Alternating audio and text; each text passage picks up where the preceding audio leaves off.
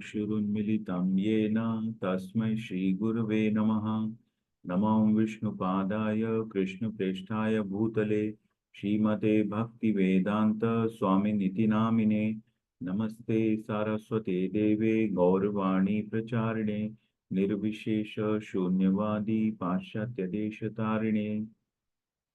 जय श्री कृष्ण चैतन्य प्रभु नित्यानंद श्री अद्वैत गदाधर श्रीवासादि गौर भक्त वृंद। हरे कृष्णा कृष्ण कृष्णा हरे हरे, हरे राम राम राम हरे हरे। हरे कृष्णा। आप सभी का स्वागत है। आज हम 18 दिन की यात्रा में 14वें दिन में पहुंच गए हैं और कल हमने पढ़ा क्षेत्रज्ञ विभाग। किस तरह क्षेत्र होता है, क्षेत्रज्ञ होते हैं, किस तरह ज्ञेय होता है, जानने योग्य कौन है। तो हमने देखा कि हम जो है आत्मा है और हमारा जो शरीर है वो क्षेत्र है, भगवान ने बताया। और इस शरीर को जानने वाला क्षेत्रज्ञ है। तो क्षेत्रज्ञ कौन कौन क्षेत्रज्ञ है, कौन बताएंगे? जो शरीर को जानता है। कोई बताएंगे क्षेत्रज्ञ कौन कौन है?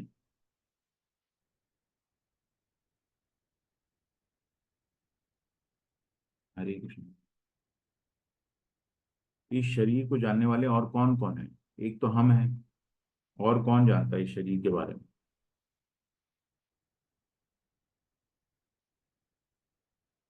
कोई बताना चाहेंगे? भगवान प्रभु जी। यस माता जी, भगवान है। तो भगवान है और भगवान जो परमात्मा रूप में हमारे शरीर में स्थित है वो भी जानते हैं। वो सबके शरीरों को जानते हैं, है ना। हम मतलब आत्मा, हम अपने क्षेत्र को जानते हैं, लेकिन परमात्मा जो है सभी के क्षेत्रों को जानते हैं। ये फर्क है। तो जैसे हम अपने घर या अपनी प्रॉपर्टी के बारे में जानते हैं, उसी तरह जो अथॉरिटी है वो सभी की प्रॉपर्टी के बारे में जानते हैं। सरकार सभी की प्रॉपर्टी के बारे में जानती है। इसी तरह भगवान जो है सभी को, सभी क्षेत्र को जानते हैं। ठीक है। तो ये क्षेत्र विभाग है। अब आज जो है गुणों के ऊपर भगवान बता रहे हैं। अभी तक हम लोग सुनते आए हैं कि प्रकृति के 3 गुण हैं, सतो रजोगुण और तमोगुण। तो आज वो गुण फिर से भगवान विस्तार से बता रहे हैं कि गुण क्या है, कि है इस गुण में कैसे बंधता है इंसान जो है, मनुष्य, इस जीव जो जीव है वो इन गुणों में कैसे बंधता है और इससे कैसे मुक्ति कैसे प्राप्त करेगा। ये भगवान ने विस्तार से इसमें बताया था। जिस तरह से 6th चैप्टर में पूरा मन के ऊपर भगवान ने बताया था, इसी तरह 14th चैप्टर पूरा गुणों के ऊपर भगवान बता रहे हैं, क्योंकि ये इंपॉर्टेंट है ना। मन और गुण, ये तीनों, 3 चीजों में जो है आदमी बन जाता है। हमारा मन जो है इन 3 गुणों में बन जाता है। और यही जो है इन गुणों की संगति, कल हमने पढ़ा था कि इस गुणों की संगति के कारण ही ये हम इस जो सत असत योनि जन्मसु, कल हमने पढ़ा था।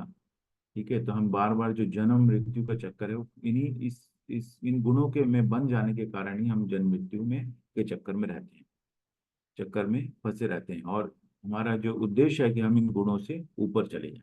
ऊपर जाने के लिए हम इन गुणों के बारे में जानना होगा और हम किस तरह से बंधे हैं और इससे मोक्ष कैसे प्राप्त कर सकते हैं। तो सुनिए भगवान क्या कहते हैं। श्री भगवान उवाच परम भूय प्रवक्ष्यामि ज्ञानानां ज्ञानम् उत्तमम् यज्ञात्वा मुनयः सर्वे परां सिद्धिं मितो गताः। भगवान ने कहा, अब मैं तुमसे समस्त ज्ञानों में सर्वश्रेष्ठ इस परम ज्ञान को पुनः कहूंगा, जिसे जान लेने पर समस्त मुनियों ने परम सिद्धि प्राप्त की है ना। तो भगवान कह रहे हैं कि ये अब ज्ञानों में, हर बार भगवान ये कहते हैं कि ये ज्ञानों में सर्वश्रेष्ठ है, सर्वश्रेष्ठ है, ये परम ज्ञान है। तो हर ज्ञान इंपॉर्टेंट है, इसलिए भगवान इसको जोड़ देते हैं ना। किसी भी ज्ञान को कहते हैं ये सबसे श्रेष्ठ है। अभी आगे भी आएगा। तो और आखिरी चैप्टर तक ये आता रहेगा। लास्ट में सब कुछ खत्म हो जाएगा, उसके बाद भी ये परम गुह्य ज्ञान में बता रहा हूँ तुमको, है ना। गुह्य ज्ञान हो गया, गुह्यतम ज्ञान हो गया, गुह्यतर ज्ञान हो गया, सब कुछ हो गया। उसके बाद भी भगवान जो है हर ज्ञान को सर्वश्रेष्ठ और परम ज्ञान कहते हैं, है? इसलिए ये बहुत इंपॉर्टेंट है। और इसमें कह रहे हैं भगवान की समस्त मुनियों ने परम सिद्धि प्राप्त की है ना। मुनि लोगों ने इन गुणों को जान करके, इन गुणों से परे होकर और फिर परम सिद्धि मतलब मोक्ष प्राप्त किया है।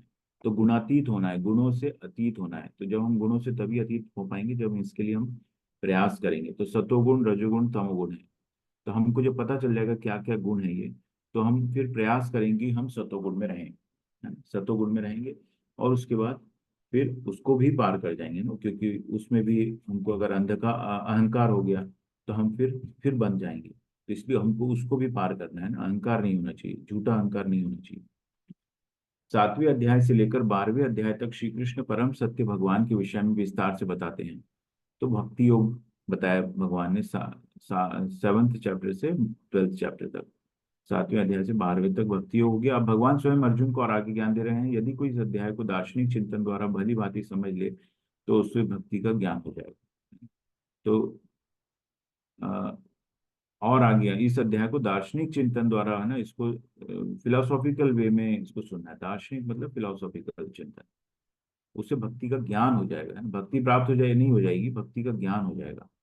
इसीलिए पूरा ज्ञान योग है। ठीक है, इसको आप फिलोसॉफिकल वे में समझते जाएंगे तो एक ज्ञान की तरह रहेगा, लेकिन उसको जब यू उपयोग करेंगे तो आप भक्ति के अंदर, भक्ति का ज्ञान हो रहा है लेकिन भक्ति प्राप्त नहीं हो रही है ना। तो अब जब हम उसको उसको अप्लाई करेंगे तब हमको भक्ति प्राप्त होगी। 13वें अध्याय में स्पष्ट बताया जा चुका है कि विनय पूर्वक ज्ञान का विकास करते हुए भव बंधन से छूटा जा सकता है ना। तो 13वें में हम लोगों ने पूरे उसके 18 भगवान ने चीजें बताई कि ये सब ज्ञान है। तो जब हम उसको करते हैं तो उससे ज्ञान का विकास होता है और भवबंधन से छूट जाते हैं। यह भी बताया कि प्रकृति गुणों की संगति के फलस्वरूप ही इस जीव भौतिक जगत में बद्ध है। अब इस अध्याय में भगवान स्वयं बताते हैं कि वे प्रकृति के गुण कौन कौन से हैं, वे किस तरह क्रिया करते हैं, किस तरह बांधते हैं और किस प्रकार मोक्ष प्रदान करते हैं। इस अध्याय में जिस ज्ञान का प्रकाश किया गया है उसे अन्य पूर्व अध्यायों में दिए गए ज्ञान से श्रेष्ठ बताया गया है। इस ज्ञान को प्राप्त करके अनेक मुनियों ने सिद्धि प्राप्त की और वैकुंठ लोक के भागी हुए। अब भगवान उसी ज्ञान को और अच्छे ढंग से बताने जा रहे हैं। यह ज्ञान अभी तक बताए गए समस्त ज्ञान योग से कहीं अधिक श्रेष्ठ है और इसे जान लेने पर अनेक लोगों को सिद्धि प्राप्त हुई है। अतः यह आशा की जाती है कि जो भी इस अध्याय को समझेगा उसे सिद्धि प्राप्त हो। समझ के हमको उसको अप्लाई करेंगे तो हमें सिद्धि प्राप्त होगी। मोक्ष प्रदान बार बार इसमें किया, मोक्ष प्रदान करता है, सिद्धि प्राप्त करिए, मुनियों ने किया है, वैकुंठ लोग चले गए। तो ये सब इंपॉर्टेंट है, गुणों को जानना। इस ज्ञान में स्थिर होकर मनुष्य मेरी जैसी दिव्य प्रकृति स्वभाव को प्राप्त कर सकता है। इस प्रकार स्थित हो जाने पर वह न तो सृष्टि के समय उत्पन्न होता है और न प्रलय के समय विचलित होता है। उसको चिंता नहीं रहती, क्योंकि उसका उसको इससे परे हो जाता है, उत्पत्ति और प्रलय से वो ऊपर हो जाता है, तो इसीलिए उसको विचलित नहीं होता है ना, क्योंकि वो अपने स्वभाव को जान जाता है। भगवान कह रहे हैं कि मेरी दिव्य प्रकृति या स्वभाव को प्राप्त कर सकता है। तो भगवान की दिव्य प्रकृति क्या है कि क्योंकि वो गुणातीत है, भगवान तीनों गुणों से परे हैं। तो इसीलिए जब मनुष्य इसमें स्थिर हो जाता है तो वह भी गुणातीत हो जाता है, तो फिर वो भी विचलित नहीं होता है वो प्रलय और सृष्टि और प्रलय के समय। ठीक है, उसको पता है कि मैं मुक्ति प्राप्त करूंगा। सर्वयोनिषु कौन्तेय मूर्तय संभवन्ति याः तासां ब्रह्म महद्योनिः अहम बीज प्रदपिता। हे कुंती पुत्र, तुम यह समझ लो कि समस्त प्रकार की जीव योनियां इस भौतिक प्रकृति में जन्म द्वारा संभव है और मैं उनका बीज प्रदाता पिता हूँ। ये हमको बहुत अच्छे से समझना है, क्योंकि हम हमारे अंदर जो अंश है आत्मा का, वो ये पिता द्वारा जो बीज किया जाता है, नहीं तो उसके बिना चेतना नहीं है, जीवन नहीं है ना। तो जैसे पूरा प्रकृति भगवान बना देते हैं और उसके बाद उसमें चेतना डालते हैं ना, ये वो बीज के रूप में, बीज प्रदाता पिता हूँ, पिता हूँ। ठीक है, तो यहाँ पर जैसे उन्होंने बनाई और फिर ब्रह्मा जी को यहाँ पे प्रकट किया, उत्पन्न किया, है ना। और फिर ब्रह्मा जी ने को ज्ञान दिया, ब्रह्मा जी को ज्ञान दिया और उन्होंने फिर सृष्टि रची। और फिर भगवान ने अपने आप को विष्णु में विस्तार किया संचालन के लिए, और शिव जी प्रकट हुए ब्रह्मा जी के नेत्र से, तो उन्होंने संहार का किया। तो इस तरह से उत्पत्ति, संचालन और संहार का भगवान जो है ने व्यवस्था की। लेकिन जो बीज पदार्थ पिता जो है वो भगवान ही है, उसके अंदर जो चेतना डालते हैं, जो अंश डालते हैं, वो ब्रह्मा जी भी नहीं डाल पाते, है ना। ब्रह्मा जी भी नहीं डालते हैं, वो भगवान डालते हैं, वो जो चेतना डालते हैं।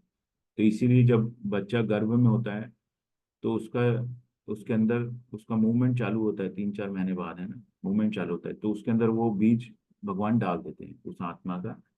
और कई कई जो उनका जीवन इतना शॉर्ट होता है, आप देखेंगे कि अगर गर्भाधान हो गया तो बच्चा मृत हो जाता है ना, लेकिन उसका मूवमेंट था उस समय तो मूवमेंट था ना, तो उसका जो जीवन था उतना ही था, कितना बहुत जो है शॉर्ट जीवन था उसका। तो इस तरह से भगवान जो है वो उसके कर्मों के द्वारा उसको जितना जीवन मिला वो उतना उसको मिला, और फिर वो उसको मृत्यु प्राप्त हुई।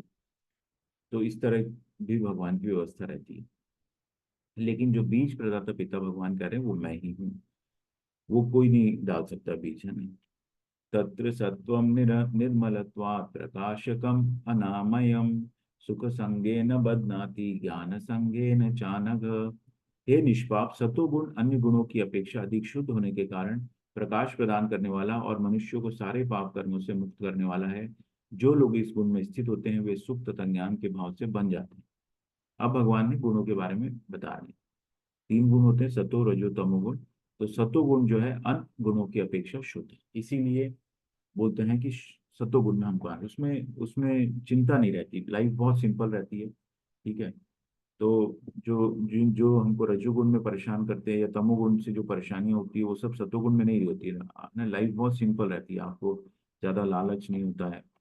आप सात्विक भोजन खाते हैं, है ना। बीमारियां कम होती हैं। बीमारियां कुछ कर्मों की वजह से हमारे को बीमारियां शारीरिक ताप रहेंगे, है ना, लेकिन जो अननेसेसरी जो आपको परेशानियां आनी है वो जितना सत्वगुण में रहेंगे वो कम होती जाएगी। संगति अच्छी करेंगे तो फालतू चीजों से बच जाएंगे। तो जो लोग इस गुण में स्थित होते हैं वे सुख तथा ज्ञान के भाव से बन जाते हैं। सुख तो होता ही है, और साथ में ज्ञान भी बढ़ रहा है। आध्यात्मिक ज्ञान ज्ञान आपको जैसे जैसे सत्वगुण में आप ऊपर जाते हैं आपके अंदर स्थिरता आती है, दृढ़ता आती है, और आप जो है ज्ञान के भाव से बन जाते हैं। रजो रागात्मकं विद्धि तृष्णा संग समुद्भवन् तन्निबध्नाति कौन्तेय कर्म संगेन देहिनम्। हे कुंती पुत्र, रजोगुण की उत्पत्ति असीम आकांक्षाओं तथा तृष्णाओं से होती है, और इसी के कारण यह देहधारी जीव सकाम कर्मों में बन जाता है ना। तो अब यहाँ से ये बनने का प्रोग्राम चालू हो रहा है, उसमें सुख और ज्ञान का अनुभव हो रहा है सतोगुण में। यहाँ पर से बंधने का काम चालू हो गया है। तो रजोगुण की जो उत्पत्ति कैसे होती है, हमारी आकांक्षाओं तृष्णाओं से, है ना। हम बहुत चाहते हैं, बहुत चाहते हैं, एक एक 1 BHK हमको चाहिए, 2 BHK, दो, बड़ा होना चाहिए बंगला। ठीक है, बड़ा घर, बड़ा जमीन, फार्म हाउस होना चाहिए, और हिरण्यकशिपु, और ये तो हमें पूरा पूरा साम्राज्य ही चाहिए, है ना, पूरा। तो ये जो असीम आकांक्षाएं तृष्णाएं होते हैं इससे इसमें बन जाते हैं, और पूरा जद्दोजहद, जिंदगी में जद्दोजहद करते रहते हैं, और पता नहीं साथ में कितनी परेशानियां हम लोग उसके साथ लेते हैं, है ना। इतना आसान नहीं है। आजकल के बच्चे जो हैं कॉलेज के अंदर, वो वो पैकेजेस देखते हैं, लेकिन उस पैकेज के साथ आने वाली जो समस्याएं हैं उसकी जरूरत नहीं है एक्चुअली। ये सब आप क्या भोग करना चाहते हैं इसलिए आपको चाहिए, अदरवाइज 2 रोटी करने, हमने देखा कोविड के टाइम पर हम लोग बहुत मिनिमम से मिनिमम चीजों में भी हमने काम चलाया है। तो ऐसा नहीं काम नहीं चल सकता है, लेकिन ये हमारी तृष्णा है, असीम आकांक्षाएं हैं जो हमको बांधती है, और फिर से हम लग गए, फिर से वही पहुंच गया, तापमान वहां पहुंच गया, पॉल्यूशन वहीं पहुंच गया, है ना। क्यों? क्योंकि सब की आकांक्षाएं काम कर रही है, तृष्णाएं काम कर रही है, भाग रहा है इंसान, है ना, दौड़ रहा है इधर उधर, बहुत जद्दोजहद करता है अपने जीवन यापन के लिए, जबकि उतनी जरूरत नहीं है। ये हमने अनुभव किया अपने जीवन के अंदर। ठीक है। और वो फिर बन जाता है, सकाम कर्मों से बन जाता है, उसको बहुत चाहिए, बहुत चाहिए। तमस्त्वज्ञानजं विद्धि मोहनं सर्वदेहिनां प्रमाद आलस्य निद्राभिः तन्निबध्नाति भारत। हे भरत पुत्र, तुम जान लो कि अज्ञान से उत्पन्न तमोगुण समस्त देहधारी जीवों का मोह है। इस गुण के प्रतिफल पागलपन, आलस तथा नींद है जो बद्ध जीव को बांधते हैं, है ना। तो अब ये तमोगुण के बारे में बताया।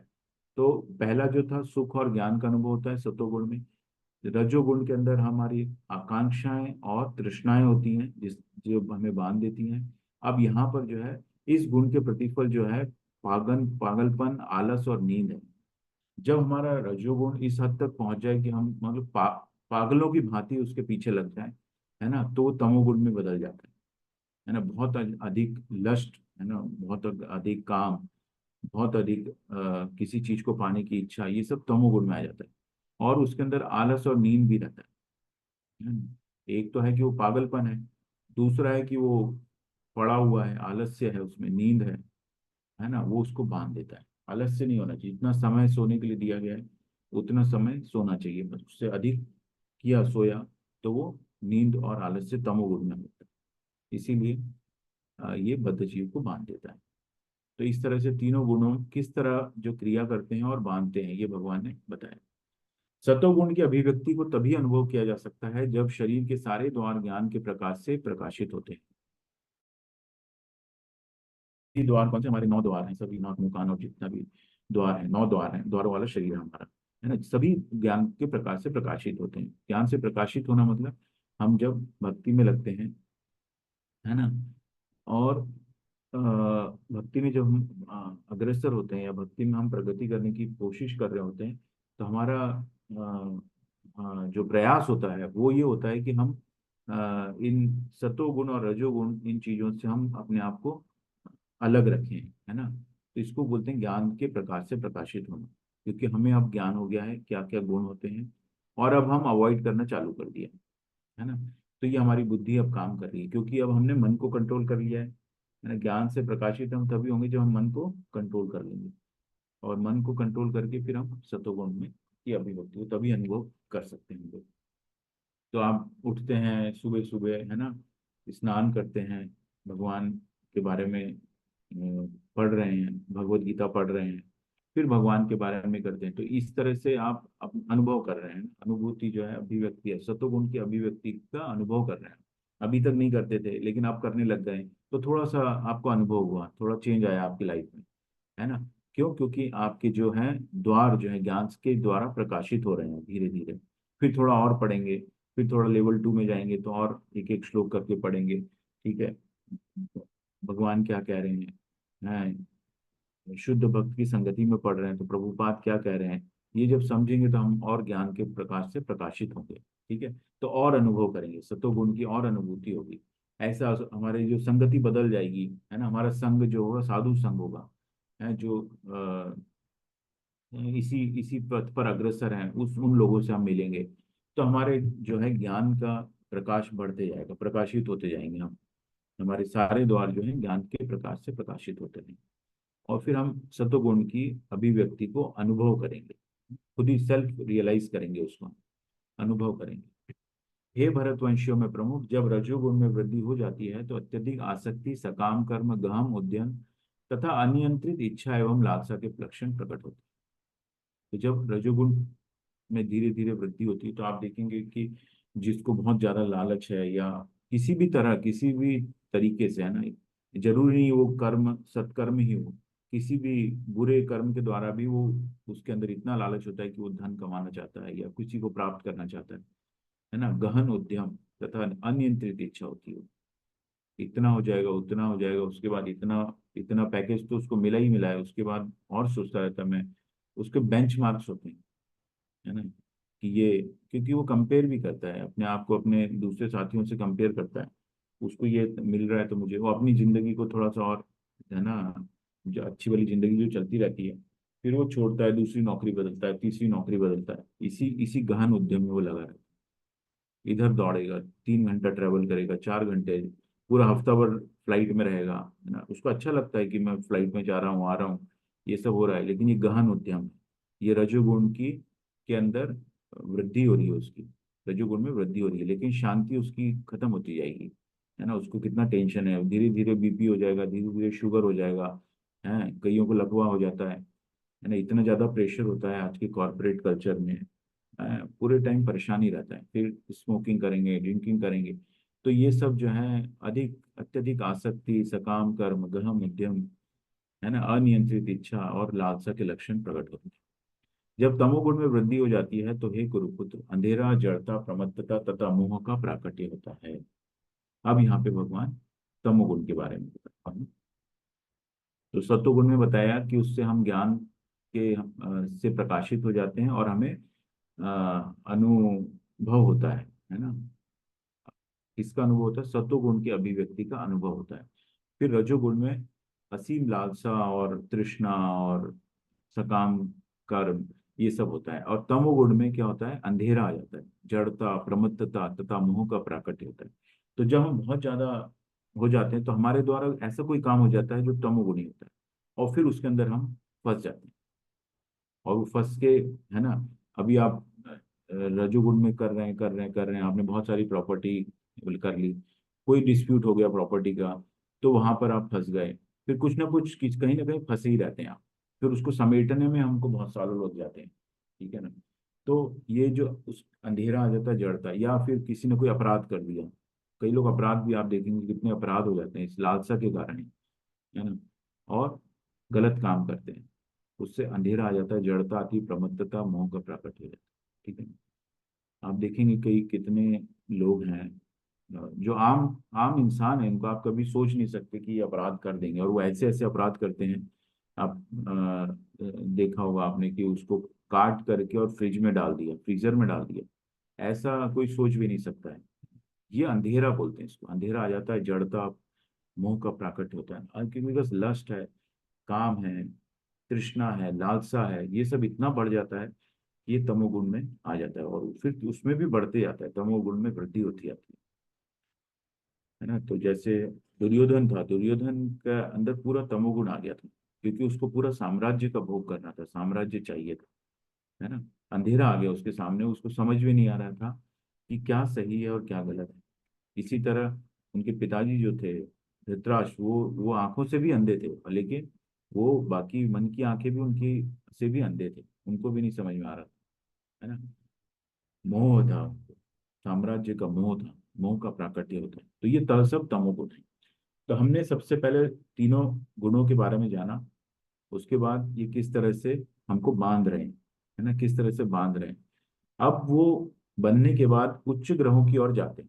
अब ये गुणों के द्वारा हम कैसे उच्च ग्रहों की ओर जाते हैं। जब कोई सत्वगुण में मर जाता है तो वो शुद्ध उच्च ग्रहों की ओर जाता है। ठीक है। उच्च ग्रह हमने देखे थे, वो हम भूतल पे हैं, उसके नीचे 7 तल और हैं, उसके ऊपर ऊपर के लोग हैं ना, ऊपर में सबसे ऊपर ब्रह्मलोक आ जाता है। ठीक है। उसके ऊपर गोलोक आ जाता है, गोलोक वृंदावन, है ना, जो वैकुंठ धाम के भी ऊपर है। ठीक है। वैकुंठ धाम आएगा, उसके बाद गोलोक वृंदावन आएगा। तो वो चार्ट जो था, चार्ट आपको ग्रुप में शेयर किया गया था, तो उसको आप देखिए, और उसमें अपना जो है अपनी स्थिति वहां पर हम देख सकते हैं कि हम कहाँ पर हैं, उसके बाद अधम योनि में कैसे जाते हैं, और ऊपर के लोकों में कैसे जाते हैं। योनि और लोक। जब कोई रजोगुण में मरता है तो वो सकाम कर्मियों के बीच जन्म ग्रहण करता है, और जब कोई तमोगुण में मरता है तो वो पशु योनि में जन्म ग्रहण करता है। यहाँ देखिए, आप जो है तीनों के में से बता दिया कि आपका जो योनि कैसे बदलती है ना। तो जो रजोगुण में मरता है वो सकाम कर्मियों को, वापिस से आप आप काम कर रहे हैं, दान धर्म कर रहे हैं, कुछ कुछ कोई आपसे अपराध नहीं हो रहा है ना, तमोगुण में नहीं है, आप रजोगुण में है, तो आप वापिस से आप इस धरती पे जन्म लेंगे, और फिर इस यही चक्कर चलता रहेगा, जन्म मृत्यु का चक्कर चलता रहेगा। तो रजोगुण में ये है। जब लेकिन जो तमोगुण व्यक्ति है, वो पशु योनि, उसकी योनि भी बदल सकती है। ऐसा कोई उससे अपराध हो जाएगा जिससे वो योनि में उसकी चेंज हो जाएगी ना, पशु योनि में आ सकता है।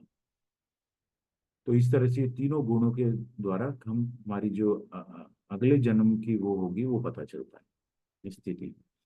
कर्मण सुकृतस्याहुः सात्विकं निर्मलं फलं रजसस्तु फलं दुःखम ज्ञानम तमसः फलम। पुण्य कर्म का फल शुद्ध होता है और सात्विक कहलाता है, लेकिन रजोगुण में संपन्न कर्म का फल दुख होता है, और तमोगुण में किए गए कर्म मूर्खता में प्रतिफलित होते हैं। अब यहाँ पे भगवान जो है, कर्म जो होता है, कर्म के जो फल होते हैं वो कैसे होते हैं। तो अगर हम सात्विक रहेंगे, सतोगुण में रहेंगे, पुण्य करेंगे, तो पुण्य कर्म का फल जो होता है वो शुद्ध होता है और सात्विक है ना। लेकिन ये भी बांधता है आपको, क्योंकि इसके फलों को भोगने के लिए भी आपको फिर से जन्म लेना पड़ेगा, है ना। अगर बहुत बहुत पुण्य किया है, बहुत पुण्य किया है ना, लोग करते हैं दान धर्म बहुत करते हैं, तो उनको स्वर्ग प्राप्ति होती है, स्वर्ग का ऐश्वर्य भोगते हैं वो। लेकिन जैसे ही वो खत्म होते हैं कर्म कर्म के फल, वो वापस पृथ्वी पर आ जाता है, जन्म मृत्यु से छूट नहीं पाता है वो। लेकिन रजोगुण में संपन्न कर्म का फल दुख होता है। रजोगुण में दुख होता है क्योंकि हमें लालसा होती है, तृष्णाएं होती है ना, असीम लालसा, असीम तृष्णा होती है, तो उसके कर्म फल भी हमको दुख देते हैं। बीमार हो जाएंगे, या वो इसी जन्म में भी मिल सकते हैं आपको, है ना, कुछ कर्म फल इसी जन्म में फलित हो जाते हैं, तो उसमें मिलते जाएंगे, है ना। रजोगुण में रहेंगे तो उससे आपको दुख होगा, कर्म का फल दुख में होता है, क्योंकि उससे सुख सुख शांति नहीं मिलेगी आपको, ये तो 100% है। कि उससे आपको शांति नहीं मिली, कुछ ना कुछ उससे रिलेटेड कोई परेशानी आपके साथ लगी रहेगी। और तमोगुण में किए गए कर्म मूर्खता में प्रतिफलित होते हैं। मूर्ख बताया इसमें, क्योंकि इसमें अंधकार है, इसमें ज्ञान आपको समझ में नहीं आ रहा है ना, बुद्धि आपकी काम नहीं कर रही है, और आप अपने हिसाब से जो है असीम जो लालसाओं को के अंदर बहुत ज्यादा वृद्धि हो गई है, तो उसमें मूर्ख हो गए आप, है ना। आपको कुछ समझ में नहीं आ रहा क्योंकि आपकी बुद्धि खत्म हो गई है। भगवान कहते हैं ना कि जब जो आपका लालसा बढ़ जाती है ना, काम बढ़ जाता है, तो आदमी की बुद्धि नहीं काम करती है ना, बुद्धि खत्म हो जाती है, स्मृति भी चली जाती है, फिर वो समझ में नहीं आता क्या सही है क्या गलत है। ठीक है, तो ये तमोगुण के कर्म में मूर्खता में प्रतिफलित होते हैं। सतोगुण से वास्तविक ज्ञान उत्पन्न होता है, रजोगुण से लोभ उत्पन्न होता है, और तमोगुण से अज्ञान। ये सब देखिए आप एक एक क्वालिटी भगवान बता रहे हैं, और उसको तीनों गुणों से कंपेयर करें ना। यहाँ पे कर्म फल बताया है, उसके पहले यहाँ पर उन्होंने बताया कि कहाँ उसका जन्म होगा। तो इसको आप एक टेबल के रूप में बना सकते हैं। ठीक है, सतोगुण रजोगुण तमोगुण, और उसके बाद भगवान ने क्या क्या उसमें बताते जा रहे हैं, उसको करेंगे तो आपको बहुत अच्छा पिक्चर क्लियर हो जाएगा इस चैप्टर में। ठीक है, फल, कर्मों का फल बताया। अब भगवान बता रहे हैं कि ज्ञान किस तरह का होता है ना।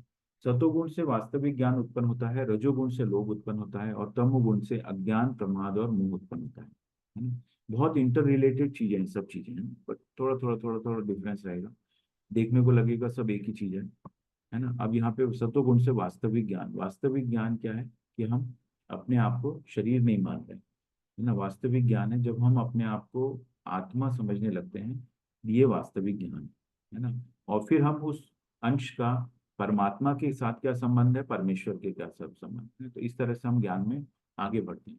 और रजोगुण से क्या होता है, लोभ उत्पन्न होता है, लालच होता है ना। लालसा, तृष्णा जो शब्द यूज किए गए वो रजोगुण से होते हैं। और तमोगुण से तो अज्ञान ही होता है, प्रमाद, आलस्य, मोह, ये सब तमोगुण से आता है, अज्ञान आता है, अंधकार, ये सब तमोगुण है। अज्ञान आ जाता है मतलब आप देखेंगे किसी को, आप सोचेंगे आपके समझ में आ रहा है कि ठीक है ये चीज जो है सही है, भगवत गीता पढ़ना सही है।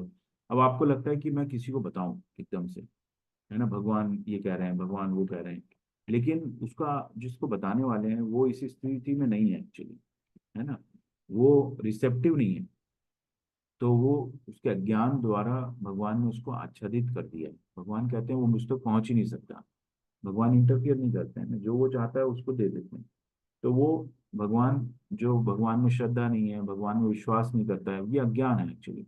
तो भगवान उसके ज्ञान को आच्छादित कर देते हैं ताकि वो जो चाहता है वो करे। और फिर उस भगवान कहते हैं मैं उसको अधम योनियों में डालता रहता हूँ, तो अधम योनि में चला जाता है फिर। इसीलिए हमको बहुत ज्यादा प्रयास नहीं करने, क्योंकि कई बार क्या होता है कि हम बहुत किसी के पीछे लग जाते हैं, हमको अच्छा लग रहा है ना, उसको एक बार दो बार आपने बता दिया, लेकिन बहुत ज्यादा पीछे करेंगे तो वो ऐसा कुछ हरकत करेगा जिससे उससे पाप हो जाएगा, है ना।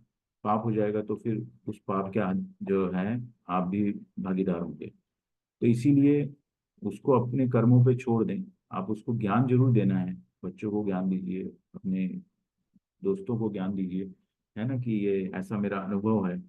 लेकिन बहुत ज्यादा उसको उसको वो ना करिए, है ना, उसको विचलित ना हो, है ना? नहीं तो वो कभी नहीं फिर उस रास्ते पे आएगा।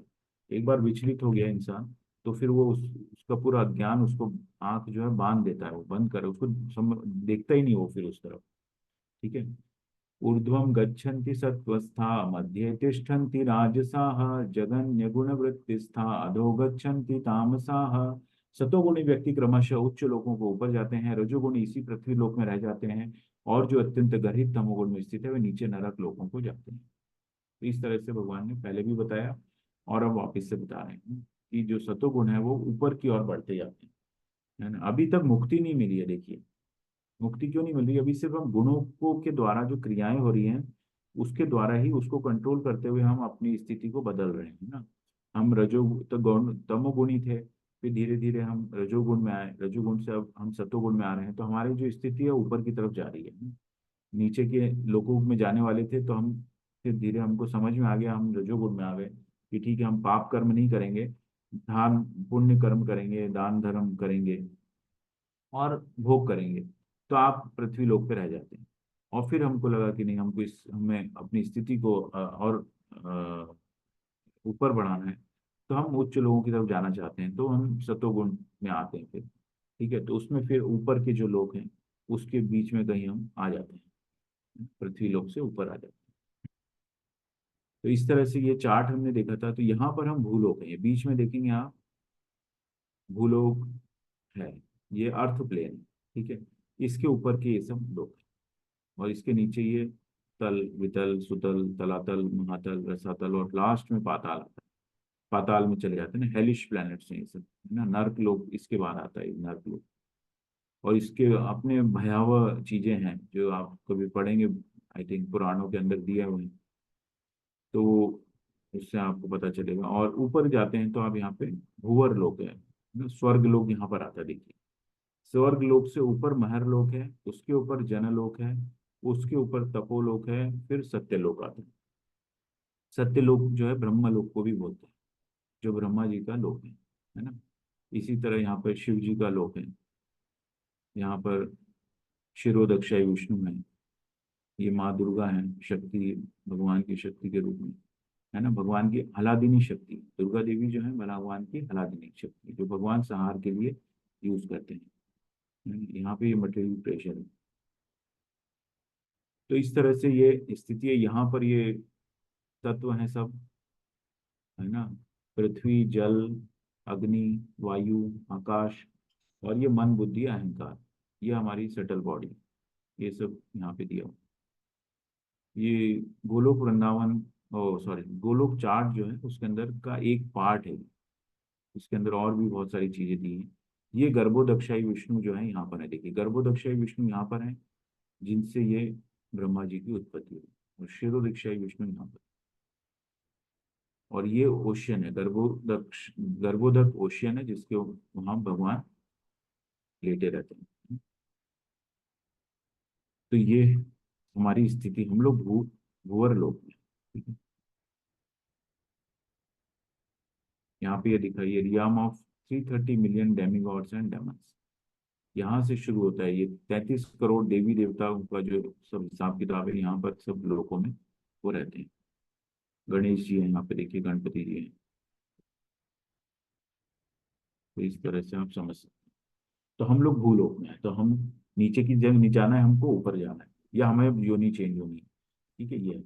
जब कोई अच्छी तरह जान लेता है कि समस्त कार्यों में प्रकृति के 3 गुणों के अतिरिक्त अन्य कोई कर्ता नहीं है, और जब वो परमेश्वर को जान लेता है तो इन तीनों गुणों से परे है, जो इन तीनों गुणों से परे है, तो वो मेरे दिव्य स्वभाव को प्राप्त होता है। ठीक है, तो गुणों से अतीत बोलते हैं, गुणातीत है ना? गुणों से अतीत है मतलब तीनों गुणों से परे, तीनों गुणों के अतिरिक्त अन्य कोई कर्ता नहीं है। तो हम प्रकृति के जो गुणों में बन जाते हैं, प्रकृति के गुणों द्वारा ही हम बन जाते हैं, इसको बोलते हैं माया, है ना। तीनों गुणों के अंदर हमको माया उलझा देती है ना, ये हम बोलते हैं। लेकिन वो हम अपने मन कंट्रोल नहीं है, इसीलिए हम उलझ जाते हैं ना। जब हम मन संयमित रहता है हमारा, तो हम सत्वगुण की तरफ बढ़ते हैं, है ना। नहीं तो फिर हम अधम योनियों में और अधम लोकों में जाते हैं। अदरवाइज वो भगवान कहते हैं वो मेरे दिव्य स्वभाव को प्राप्त होता है। जब देहधारी जीव भौतिक शरीर से संबंध इन तीनों गुणों को लांघने में समर्थ होता है, तो वह जन्म, मृत्यु, बुढ़ापा तथा अनेक कष्टों से मुक्त हो सकता है, और इसी जीवन में अमृत का भोग कर सकता है। इसी जीवन में, भगवान कह रहे हैं, इसी जीवन में अमृत का भोग कर सकता है। किस तरह कर सकता है? जब हम सत्वगुण में होते हैं तो हमें जो है परेशानियां कम होती है ना। जो रजोगुण और तमोगुण से रिलेटेड जो परेशानियां हैं वो नहीं होती, तो हम इस जीवन में ही अमृत का भोग कर लेते हैं। तो कोई तमोगुण में है, उसने मान लीजिए उसके हाथ से उससे पाप हो गया, तो अब उसका तो जीवन, वो जेल में चला गया मान लीजिए, तो जीवन भर वो जेल में रहेगा, तो उसका जीवन तो खत्म हो गया है ना। लेकिन भगवान कहते हैं कि अगर वो मेरे को सरेंडर कर देता है, भगवान ने कहा ना कि जो मेरे शरणागत हो जाता है, तो वो उसको साधु मानना चाहिए। तो उसने जितनी अगर जघन्य से जघन्य पाप कर्म भी किया है ना, भगवान ने कहा है अगर वो ये भक्ति करता है तो उसे साधु मानना चाहिए। क्योंकि फिर वो अपने संकल्प में दृढ़ है कि नहीं, वो उसने एडमिट कर लिया कि मुझसे गलती हो गई है। अब जो भी उसका भौतिक जीवन में जो भी हो रहा है उसके उससे उसको संबंध नहीं रहता, वो भक्ति में आगे बढ़ता है। तो इसलिए उसको साधु कहा गया है कि अगर उससे जघन्य अपराध भी हुआ है, लेकिन वो अपने संकल्प में दृढ़ है तो उसे साधु मानना चाहिए। तो जब देहरी जीव भौतिक शरीर से हम तीनों गुणों को लांघने में समर्थ हो, जन्म मृत्यु बुढ़ापा है ना, ये जो जन्म मृत्यु जरा व्याधि है, ये बहुत कष्टप्रद है, कष्टों से मुक्त हो सकता है ना। हमको लगता नहीं है, अब जब हम जवान होते हैं तो हमें लगता है कि अरे बुढ़ापे हो तो क्या है, कुछ नहीं है ना, किसी को हम समझते नहीं है। लेकिन बुढ़ापे की अपनी परेशानियां हैं, है ना। भक्ति नहीं कर सकते आप ठीक से, इसीलिए भक्ति बोलते हैं कि शुरू से कीजिए भक्ति, है ना। बच्चे बचपन से भक्ति होना चाहिए बच्चों को। लेकिन बुढ़ापे में हमसे माला नहीं होती है, हम चाहेंगे कि जो भगवान के धामों की यात्रा कर लें, वो नहीं हो पाएंगी, है ना। तो ये सब बुढ़ापे के साथ है। और जो व्याधियां हैं, बीमारियां तो है ना, आपको छोड़ेंगी नहीं। बीमारियां धीरे धीरे आपके और आपका जो भौतिक जीवन तो ऐसा होते जा रहा है कि बीमारी, आप बच्चों को बीपी अभी से होने लग गया है ना, हार्ट अटैक बच्चों को होने लगे। हार्ट अटैक की उम्र कितनी कम, पहले हम बहुत एज में सुनते थे हार्ट अटैक।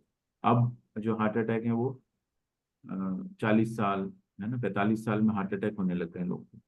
तो ये सब अब धीरे धीरे धीरे हम लोग अपना जो है अपनी जीवन शैली के कारण, है ना, क्योंकि हम तमोगुण में रहते हैं, मोस्टली रजोगुण और तमोगुण में रहना चाहते हैं। तो इसको, इस जीवन का अगर हमको अमृत का भोग करना है तो हम जितना रजो सतोगुण में रहेंगे, हम इसी जीवन में अमृत का भोग कर सकते हैं। इन तीनों गुणों को लांग जाते हैं अगर, तो हम जो है शुद्ध सत्व में आ जाते हैं, है ना। हम क्या होता है, रजो और तमोगुण से धीरे धीरे सत्व में आते हैं। और जब लांग जाते हैं, भगवान कह रहे हैं कि शरीर से संबंध इन तीनों गुणों को लांग जाते हैं। ये जो गुण है, इस शरीर से संबंधी है। जैसे ही हम शरीर के बारे में सोचना छोड़ते हैं, तो हम तीनों गुण को लांगने के रास्ते में निकल जाते हैं। और जब लांग जाते हैं तो हम ये जन्म मृत्यु जरा व्याधि से ऊपर हो जाते हैं, मुक्त हो जाते हैं। और फिर हम इस जीवन में अमृत का भोग कर सकते हैं, है ना। इस जीवन में अमृत का भोग मतलब आप देखिए उसको, जो भक्त है ना, जो बहुत एडवांस हो गया है भक्ति के अंदर, है ना, और इस स्थिति में आ गया है कि वो तीनों गुणों को लांग गया है ना। ऐसे बहुत सारे एग्जाम्पल्स है, जो हमारे 6 गोस्वामीज हैं, वो तीनों गुणों से ऊपर थे, है ना। लेकिन ऐसा नहीं उनके जीवन में परेशानी नहीं थी। हम भौतिक दृष्टि से देखेंगे तो परेशानियां थी, लेकिन अगर हम आध्यात्मिक दृष्टि से देखेंगे तो अमृत का भोग कर रहे थे, है ना। तो ऐसा भी वर्णन आता है कि जब वहां पे वो शास्त्र लिखते थे, अपनी रचनाएं लिखते थे, तो राधा रानी स्वयं आती थी, और अगर वो धूप में बैठे हैं तो अपना आंचल उनके ऊपर रखती थी। तो ये अमृत का भोग होता था, ये अमृत का भोग होता था। कभी राधा रानी खीर बना के ले आई, है ना, उनके लिए। उनको पता नहीं है, कोई बच्ची आई और उनको खीर दे गई। रूप गोस्वामी का आप देखेंगे, वृंदावन जाएंगे तो वहाँ पे ये लीला सुनेंगे उनकी।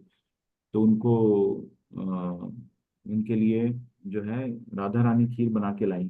तो ये सब अमृत का भोग होता है। क्यों? क्योंकि वो तीनों गुणों को लांघने में समर्थ है। उसी जीवन में उन्होंने भोग किया, ऐसा नहीं कि वो उनका, वो अगला जीवन में तो डेफिनेटली उनका भगवत धाम में है, लेकिन इसी जीवन में उन्होंने अमृत का भोग किया है। तो इस तरह से हम भी अपने इसी जीवन में अगर हम प्रयास करेंगे तो इस जीवन में ही अमृत का भोग कर सकते हैं। अंदर की जो सुख और शांति लाना बहुत जरूरी है। वो अंदर आ गया, शारीरिक समस्याएं आपकी चल रही है, उससे आपको फर्क नहीं पड़ेगा, क्योंकि अंतःकरण में आप भगवान के साथ जुड़ जाते हैं। तो भक्ति में जब हम होते हैं तो फिर हम इसी जीवन में अमृत का भोग करते हैं। इस तरह से आप इसको समझ सकते हैं। अर्जुन ने पूछा, हे भगवान, जो इन तीनों क्षणों से परे है, इन तीनों गुणों से परे है, वह किन लक्षणों के द्वारा जाना जाता है, उसका आचरण कैसा होता है, और वह प्रकृति के गुणों को किस प्रकार लांघता है ना। अब भगवान अर्जुन पूछ रहे हैं कि जो इन तीनों गुणों से परे है उसको हम कैसे जान सकते हैं, उसका आचरण कैसा होता है, और वो प्रकृति के गुणों को कैसे लांघता है। ठीक है?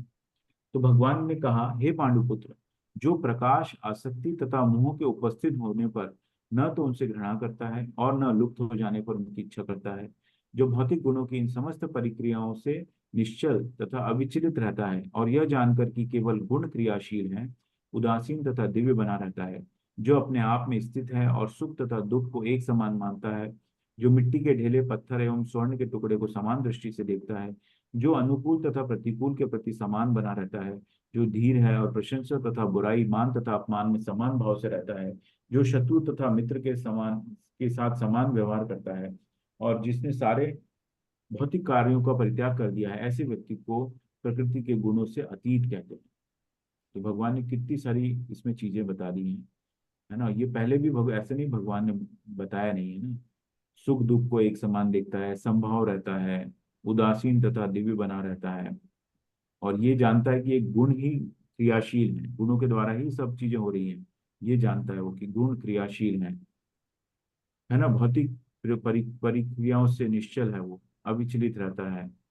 फिर मिट्टी का ढेला, पत्थर और स्वर्ण के टुकड़ों को एक जैसा देखता है ना। अनुकूल और प्रतिकूल के समान प्रति समान बना रहता है। धीर है, प्रशंसा तथा बुराई से परे रहता है। प्रशंसा है तो ठीक है, बुराई हो रही है तो ठीक है ना। कोई फर्क नहीं पड़ता उसको। मान तथा बट वो सही रास्ते पर चल रहा है ना? जो शत्रु तथा मित्र के साथ समान व्यवहार करता है, शत्रु भी आ जाता है तो उसको समान व्यवहार रहता है उसका, और मित्र भी है तो समान व्यवहार रहता है। क्योंकि वो जानता रहता है कि ये गुण क्रियाशील है ना। इसको गुण से रिलेट करके देखेंगे तो आप समझ जाएंगे कि जो आपका शत्रु है वो व्यवहार इसलिए कर रहा है क्योंकि उसके गुण वो क्रियाशील है, उस तरह के गुण क्रियाशील हैं, है ना। कोई आपका मित्र है तो मतलब वो उसके उस तरह के गुण क्रियाशील हैं, ताकि उसका व्यवहार आपके साथ मित्रता का है ना, कोई शत्रुता का कर रहा है। तो इस तरह से गुण क्रियाशील है, इस वजह से वो ये सोच कर वो समान व्यवहार करता है। और ये भी सोचता है क्योंकि उसके अंदर भी परमात्मा है, उसके अंदर भी भगवान का अंश है ना, उसको वो दिखता है, तो इसीलिए उसका व्यवहार जो है सबके साथ समान रहता है। क्योंकि उन चीजों में फर्क नहीं है। परमात्मा परमात्मा है, भगवान का अंश अंश है ना, उसका व्यवहार कैसा भी हो, ठीक है, तो वो संभव रहता है। और भौतिक कार्यों का परित्याग कर दिया है, ऐसे व्यक्ति को प्रकृति के गुणों से अतीत है। भौतिक कार्यों का परित्याग कर दिया मतलब जिससे उसको सकाम कर्मों से परित्याग किया है, ऐसा नहीं कर्म छोड़ दिया। इसको बहुत मिसकंसेप्शन लोग लेते हैं कि कर्म जो है, कर्मण्यवादी कारस्ते महाफलेषु कदाचन, कर्म करो और फल को छोड़ दो, तो उसको उसको गलत यूज करते हुए लोग कुछ भी कर्म करते हैं, है ना। लेकिन यहाँ पे कहा है भौतिक कार्यों को परित्याग। भौतिक कार्य मतलब जिस कार्य को हम सकाम कर्म कहते हैं, उससे उसको लाभ की आशा नहीं होती है, उसका परित्याग किया उसने। ऐसे व्यक्ति को प्रकृति गुणों से अतीत करते हैं। और इसको करने के लिए वो क्या करते हैं, अपने कर्म फलों को भगवान को अर्पित करते हैं। और फिर धीरे धीरे वो अकर्म में आ जाता है। कर्म में आ जाएगा तो भगवान के लिए ही कर्म करेगा, तो उसको फिर गुण से वो अतीत ही हो गया है ना, उसको कोई लाभ की आशा नहीं है, भगवान की खुशी के लिए वो काम कर रहा है। माम च यो माम च यो अव्यभिचारेण भक्ति योगेन सेवते सगुणान समतीतेतान ब्रह्म भूयाय कल्पते। जो समस्त परिस्थितियों में अविचलित भाव से पूर्ण भक्ति में प्रवृत्त होता है, वह तुरंत ही प्रकृति के गुणों को लांघ जाता है और इस प्रकार ब्रह्म के स्तर तक पहुंच जाता है। ब्रह्म भूयाय कल्पते, ब्रह्म के स्तर तक पहुंच जाता है। कौन पहुंच जाता है? जो समस्त परिस्थितियों में अविचलित भाव से, ना कोई भी परिस्थिति होगी तो हमको विचलित नहीं होना। और ये स्थिति तभी आएगी जब हम सतोगुण में रहेंगे, है ना। और उससे जब हम पूर्ण भक्ति में प्रवृत्त होते हैं, पूर्ण भक्ति में मतलब भगवान को ही पूरे कारणों का कारण मानते हैं, भगवान के द्वारा ही सब चीज उद्भूत हुई है ये मानते हैं, है ना। भगवान ही के द्वारा जो है ये पूरा व्यवस्था बनाई गई है ना। इस तरह से वो सोचता है, पूर्ण भक्ति में आ जाता है और तुरंत ही प्रकृति के गुणों को लांघ जाता है। फिर वो गुण उसको बांध नहीं पाते हैं ना, माया जो बांध नहीं पाती है। तो हमको क्या करना है प्रैक्टिकली, इसको कैसे करेंगे, है ना। वो समझ तो गए हम लोग कि ये ऐसा होना चाहिए, है ना, अविचलित होना चाहिए, अविचलित भाव से करना है ना। परिस्थितियों में अविचलित नहीं हो हम, तो क्या करना चाहिए, है ना। तो हमको अपने आप को दृढ़ बनाना है ना, हम आपको ये मन को स्थिर करना है ना। तो उसके लिए हमको इसीलिए बोलते हैं चैंटिंग क्यों इम्पोर्टेंट है ना। चैंटिंग ही वो रास्ता है जिससे हम ये अविचलित भाव से पूर्ण भक्ति में प्रवृत्त हो पाते हैं, है ना। चैंटिंग करते हैं, धीरे धीरे आप देखेंगे, आप शुरू करिए एक माला से, एक माला करेंगे आपका मन के अंदर शांति आएगी, है ना। आंतरिक सुख का अनुभव होगा आपको। भौतिक स्थिति आपकी जैसी भी हो, भौतिकता में तो देखिए आपको, आप परेशान हैं आपकी बेसिक नीड्स के लिए ना, रोटी कपड़ा और मकान, उसके लिए हम लोग परेशान रहते हैं, ठीक है, वो तो हमको करना ही है, शरीर के जीवन यापन के लिए हमको करना ही है, उसको आप बदल नहीं सकते। तो क्या बदल सकते हैं? आप अपनी परिस्थिति को बदल नहीं सकते, आप मना स्थिति को आपको बदलना है, ठीक है। कि ये जो हो रहा है, जैसे बताया कि गुणों से अतीत हो जाता है जब वो अविचलित हो जाता है, अविचलित परिस्थितियों को से ऊपर हो जाता है वो, जब है ना गुणों से अतीत हो जाता है, तो उसमें फिर हमको भौतिक जीवन से अलग है और हम आंतरिक सुख का अनुभव करें, उसके लिए हमें समय निकालते हैं, समय निकालते हैं। और फिर अविचलित भाव से पूर्ण भक्ति में प्रवृत्त होता है ना। तब वो दृढ़ता आती है, धीरे धीरे हम चैंटिंग इंप्रूव करते हैं और हमको आनंद आने लगता है, आनंद आने लगता है ना। और फिर हम सिर्फ जीवन यापन के लिए काम कर रहे हैं, बाकी हम जो है भक्ति में प्रवृत्त रहते हैं। और तुरंत ही प्रकृति के गुणों को लांगा, जैसे ही हमने प्रकृति को लांगा, हम ब्रह्मभूत स्थिति में पहुंच जाते हैं ना, शुद्ध सत्व में चले जाते हैं। और वो ब्रह्म स्थिति होती है जिसमें, जिसको बोलते हैं आत्म साक्षात्कार होना, ब्रह्म, भगवान के की हमको पहली अनुभूति जो है वो ब्रह्म का स्तर है। तो इस तरह से ये पहुंचा जा सकता है। ब्रह्मणो हि प्रतिष्ठा हम अमृतस्य अव्यव्यस्य च शाश्वतस्य च धर्मस्य सुखस्य एकांतिकस्य च। और मैं ही उस निराकार ब्रह्म का आश्रय हूँ जो अमर्त्य, अविनाशी तथा शाश्वत है और चरम सुख का स्वाभाविक पद है ना। तो वहां पे जाके चरम सुख मिलता है ना। जैसे मैंने बताया कि कई एग्जाम्पल्स आप देखेंगे कि लोग अपने जीवन में बहुत उपलब्धि पाते हैं और फिर उसके बाद वो आत्म साक्षात्कार की तरफ बढ़ना चाहते हैं। क्यों बढ़ना चाहते हैं? क्योंकि ये चरम सुख उनको अभी तक प्राप्त नहीं हो पा रहा है। हम उस चरम सुख की खोज में हैं, है ना। लेकिन वो चरम सुख नहीं, जैसे ना, वो सुख हमारे अंदर है लेकिन हम उसको खोज बाहर रहे हैं, है ना। तो जब हम भगवान की तरफ या भक्ति में आगे बढ़ते हैं तो हम उस पद की तरफ बढ़ रहे हैं ना, उस स्वाभाविक पद जो है चरम सुख की तरफ बढ़ रहे हैं, है ना। और जो निराकार ब्रह्म यहाँ पे बता रहे हैं भगवान की, अमर्त्य है, अविनाशी और शाश्वत, इसका कभी नाश नहीं हो सकता और शाश्वत है, ट्रांसडेंटल है, दिव्य है और चरम सुख को सौंपे। भगवान कह रहे हैं मैं उस ब्रह्म का आश्रय हूँ। ब्रह्म का स्वरूप है अमरता, अविनाशिता, शाश्वतता तथा सुख। ब्रह्म तो दिव्य साक्षात्कार का शुभारंभ है। परमात्मा इस दिव्य साक्षात्कार की मध्य तथा या द्वितीय अवस्था है। और भगवान परम सत्य के चरम चरम साक्षात्कार हैं, है ना। साक्षात्कार, आत्म साक्षात्कार बोलते हैं। और उसके बाद हम लोग दिव्य स्थिति में पहुंच जाते हैं, दिव्य साक्षात्कार। ये दिव्य साक्षात्कार का शुभारंभ है, इसीलिए ब्रह्म को जो है ये पहली अवस्था है ना। पहली अवस्था, उसके बाद हम परमात्मा के रूप में अनुभूति करते हैं और फिर हम भगवान को उनके श्याम सुंदर रूप में अनुभूति करते हैं। जीव यद्यपि स्वभाव से ब्रह्म होता है लेकिन उसमें भौतिक जगत पर प्रभुत्व जताने की इच्छा रहती है। तो ये जो पहली स्थिति है, जो दिव्य साक्षात्कार का जो शुभारंभ है, यहाँ तक तो देखिए, जो ध्यान योग वाला है वो भी पहुंच जाता है, ज्ञान योग वाला है वो भी पहुंच जाता है। लेकिन उसके आगे जो है वहां पर भक्त आगे जा पाता है भगवान की, क्योंकि उसको प्रेम जो होता है वो भगवान के श्याम सुंदर रूप से होता है, इसीलिए वो ब्रह्म से आगे पहुंच जाता है। अदरवाइज जो आत्म साक्षात्कार मतलब, जो ज्ञानी लोग समझते हैं या जो दार्शनिक जो समझते हैं, है ना, फिलोसॉफिकल है, वो ब्रह्म तक जाके खत्म हो जाता है मामला उनका, ठीक है। लेकिन भक्त जो है वो और डीप जाता है, उसके अंदर जाता है और फिर वो ऐसी स्थिति में पहुंच जाता है। तो ब्रह्म की स्थिति में चांसेस रहते हैं कि वो दिव्य वो फिर से उसका पतन हो सकता है, क्योंकि वहां पर वो सुख नहीं है ना। परम सुख जो यहाँ पे दिखा है, परम भगवान का जो परम सत्य का जो चरम सुख है, वो अभी भी नहीं मिला है उसको, है ना। एक सुख तो मिल गया है लेकिन वो उसमें कोई अटैचमेंट, आसक्ति नहीं है भगवान के साथ में। तो इसीलिए वो उसका पतन हो सकता है। जीव यद्यपि स्वभाव से ब्रह्म होता है लेकिन उसमें भौतिक जगत पर प्रभुत्व जताने की इच्छा रहती है, जिसके कारण वो नीचे गिरता है। अपनी स्वाभाविक स्थिति में जीव तीनों गुणों से परे होता है, लेकिन प्रकृति के संसर्ग से वो अपने को तीनों गुणों, सतो रजो तथा तम गुणों में बांध लेता है। इन्हीं तीनों गुणों के संसर्ग के कारण उसमें भौतिक जगत पर प्रभुत्व जताने की इच्छा होती है ना। यही हमारे दुखों का कारण है, क्योंकि हम प्रभुत्व जताना चाहते हैं हर किसी पे, है ना, प्रभुत्व जताना चाहते हैं, पूरी दुनिया पे प्रभुत्व जताना चाहते हैं। तो ये तीनों गुणों के संसर्ग के कारण है भगवान का। पूर्ण कृष्ण भावनामृत में भक्ति में प्रवृत्त होने पर वह पद को प्राप्त होता है और उसमें प्रकृति को वश में करने की जो इच्छा होती है वह दूर हो जाती है। अतएव भक्तों की संगति करके भक्ति की 9 विधियां, श्रवण, कीर्तन, स्मरण आदि का अभ्यास करना चाहिए। धीरे धीरे ऐसी संगति से तथा गुरु के प्रभाव से मनुष्य की प्रभुत्वता जताने वाली इच्छा समाप्त हो जाएगी और वह भगवान की दिव्य प्रेमा भक्ति के दृढ़ता पूर्वक स्थित हो सकेगा।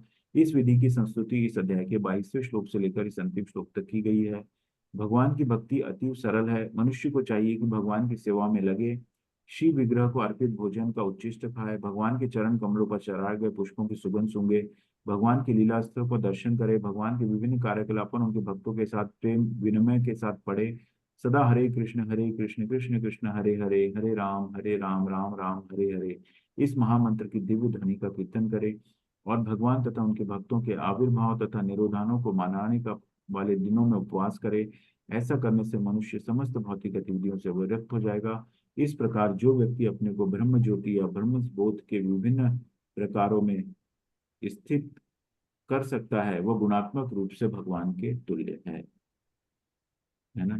तो पूरी विधि बता दी है क्या करना है। अब हमको सब ज्ञान हो गया है, ज्ञान में हम आगे बढ़ते जा रहे हैं, तो क्या करना है, भगवान की सेवा में लगना है, फिर भगवान को भोग भोग लगाना है, उस भोग को ही खाना है हमको, भगवान का उच्चिष्ट जो भगवान को भोग लगाया हुआ है वही खाना है हमको, ठीक है ना। तो क्या करते हैं हम लोग, भगवान को भोग लगाते हैं उसमें, और उस भोजन को हम अपने भोजन में बाद में 15-20 मिनट भगवान के लिए भोजन रख दिया जाता है, और उसके बाद वो उच्चिष्ट हो जाता है, भगवान का उच्चिष्ट हो जाता है, प्रसाद हो जाता है वो। उस प्रसाद को हम बाकी बचे हुए भोजन में मिला देते हैं, तो पूरे परिवार के लिए प्रसाद हो जाता है। उस प्रसाद को हम पाते हैं, है ना। हम खाना खाते नहीं है, उस प्रसाद को पाते हैं, ऐसा ऐसा व्यवहार होता है हमारा।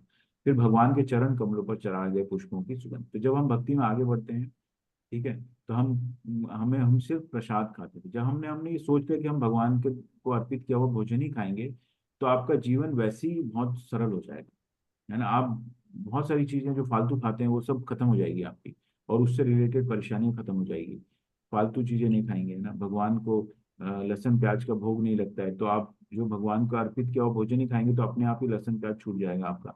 भगवान को मांसाहार नहीं चढ़ सकता है तो मांसाहार अपने आप ही छूट जाएगा, है ना। भगवान को जो है आ, हम ऐसी कोई चीज चढ़ा नहीं सकते हैं ना, शराब है या अल्कोहल है, तो आपका इंटॉक्सिकेशन नशा आपका अपने आप खत्म हो जाता है। तो इस तरह से आपका सतोगुण में वैसे ही वृद्धि हो जाती है। जैसे ही आपने सोचा कि मैं भगवान को चढ़ाया हुआ प्रसाद ही खाऊंगा, बस इस एक एक निर्णय से आपकी जीवन परिवर्तन हो सकता है, ठीक है।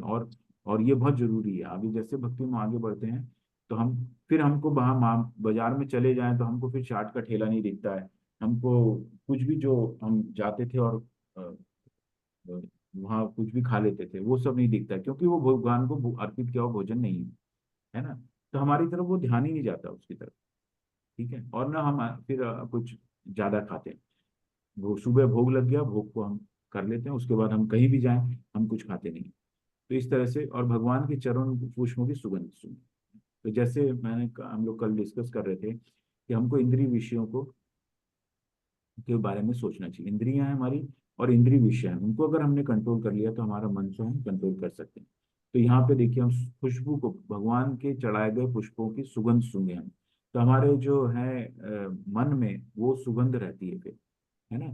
तो हम अपने जो नाक है, इसका जो इंद्रिय विषय है सुगंध, तो उसको उसमें लगा सकते हैं। तो हमको अपने इंद्रिय विषयों को भगवान के अंदर लगाना है ना।